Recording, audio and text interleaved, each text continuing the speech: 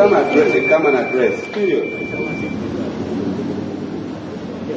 Government ngayambisa agencies zaayo nga police eyongedde mutuusaako obuvune kyatuvudde tusalawo nti nno tumuwa amagezi era naye nakukkiriza kwe nti omusango gwe tugujje mu mirala wagufuuse mulala nti yamenyebwa omugongo lukululi n'agenda n'afuna obujjanjabi kati ate bazzeemu ne bakokokosa obujjanjabi bwe yafuna ogwokubiri ne tulaba nga tekyafaanana misango mirala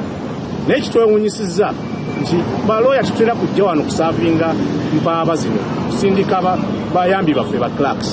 naye clerk yazze wano n'asanga ebintu nga bizibu ne tulowooza nti oba oli awo enajja nga puliida ebintu binaaba byangu ebintu ebibadde byangu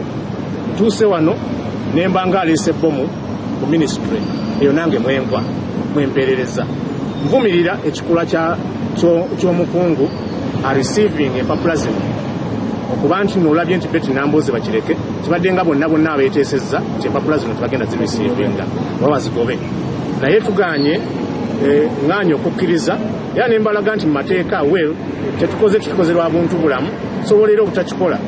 naye ndowooza nti nno kyandibadde kyavunaanyizibwa kuba ofiisi eno si yange nzekka ofiisi y'abannayuganda si yaabwe abakituulamu awo meeting ne zituula n'amasimu ne gakubwa oluvannyuma omukisa omulungi ne bakkiriza kurisiivinga kopi eno